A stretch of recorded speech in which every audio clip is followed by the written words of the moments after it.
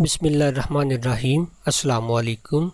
In this lecture series of advanced ordinary differential equation, now we are going to talk about transcritical bifurcation for nonlinear system. ये एक example हमने count की है यहाँ पे, जो कि x prime equal to y और y prime equal to mu x minus x square minus y है. इसमें देखें ये जो इक्वेशन है ये नॉन लीनियर है, क्योंकि इसमें x की पावर जो है वो मैक्सिमम 2 है. सबसे पहले हम क्या करेंगे, इक्विलिब्रियम पॉइंट फाइंड करेंगे. इक्विलिब्रियम पॉइंट फाइंड करने के लिए नॉन लीनियर सिस्टम में हम क्या करते हैं, फर्स्ट इक्वेशन की जो राइट हैंड साइड है उसको फंक्शन ऑफ जो है वो हम फंक्शन तो एक्स वाई का होता है लेकिन f से डिनोट कर लेते हैं, और जो सेकंड इक्वेशन की राइट हैंड साइड का उसको हम g से जो है वो डिनोट कर लेते हैं और फंक्शन ऑफ एक्स वाई होता है, जबकि इसमें म्यू या लैम्डा की फॉर्म में कोई एक पैरामीटर भी मौजूद होता है.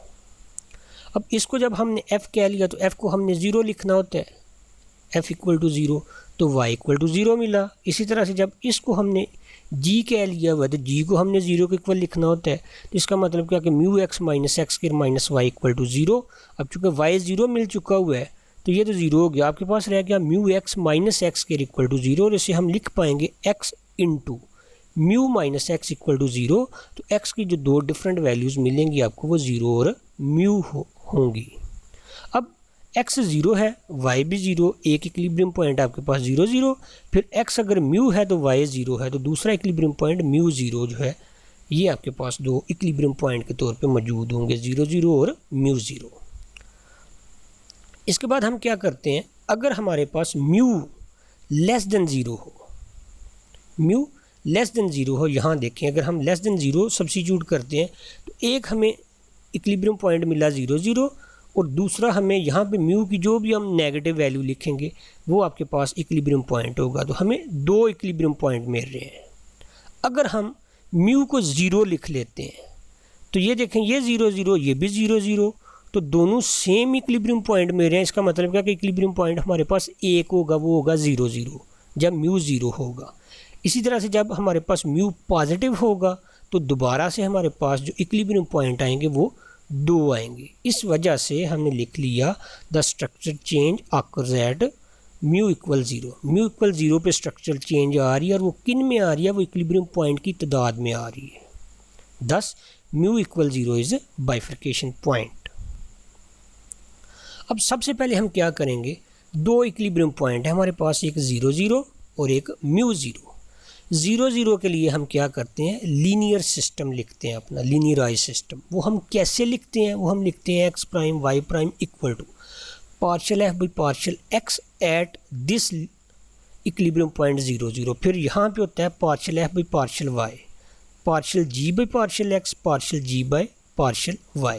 तो f और g आपके पास हैं, आप उनको विद रिस्पेक्ट टू x और with respect to y partially differentiate करेंगे वन टाइम.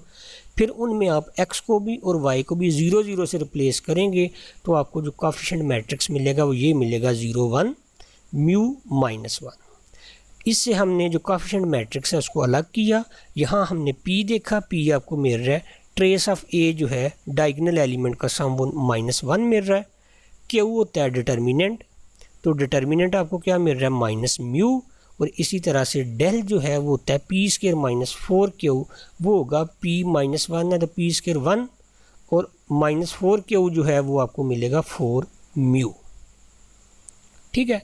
अब देखें म्यू की हम दो डिफरेंट वैल्यूज़ लें. अगर म्यू आपका नेगेटिव है, the origin is stable node.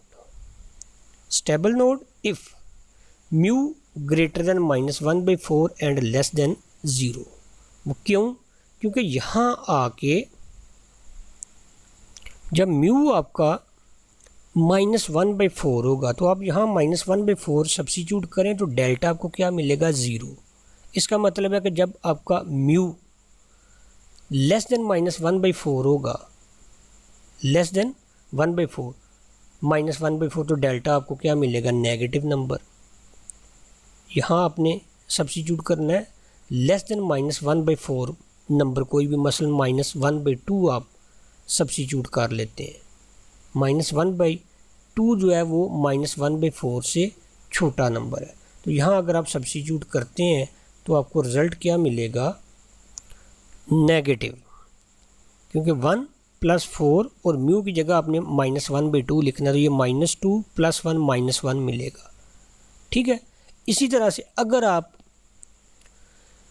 ले लेते हैं म्यू को -1/4 और 0 के बिटवीन, जैसा कि -1/8 ले लें, तो उस वक्त डेल आपको क्या मिलेगा, पॉजिटिव मिलेगा। और आपने जाना सिर्फ 0 से बिलो ही है, क्योंकि ऊपर आप मेंशन कर चुके हुए हैं कि म्यू आपका <0 है। ठीक है। तो जब -1/4 और 0 के बिटवीन म्यू होगा उस वक्त डेल्टा आपका पॉजिटिव होगा। डेल्टा पॉजिटिव है तो स्टेबल नोड, स्टेबल इस वजह से क्योंकि आपका पी जो है वो नेगेटिव है और क्यू आपका क्या है, पॉजिटिव। ये माइनस म्यू है ना, तो जब म्यू खुद नेगेटिव नंबर होगा तो क्यू आपको क्या मिलेगा, positive. P negative, Q positive, delta -1/4 पे 0, -1/4 से बड़ा नंबर होगा तो फिर आपको डेल्टा पॉजिटिव मिलेगा, -1/4 से छोटा नंबर होगा तो फिर डेल्टा आपको क्या मिलेगा, नेगेटिव।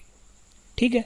तो -1/4 के इर्द गिर्द हमने क्या की, इसकी स्टेबिलिटी और जो फिगर है उसकी नोयत देख ली कि फिगर हमारी किस टाइप की बन रही है। तो म्यू जब आपका <-1/4 होगा तो उस वक्त डेल्टा चूँकि नेगेटिव होगा तो हमें स्टेबल स्पाइरल मिलेगा।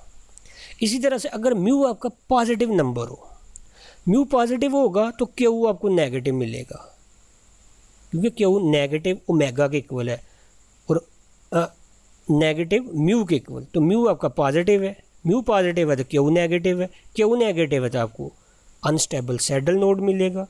ठीक है। ये हमने देखा फर्स्ट इक्विलिब्रियम पॉइंट 0 0 पे। अब हम दूसरा इक्विलिब्रियम पॉइंट लेते हैं जो कि μ0 है।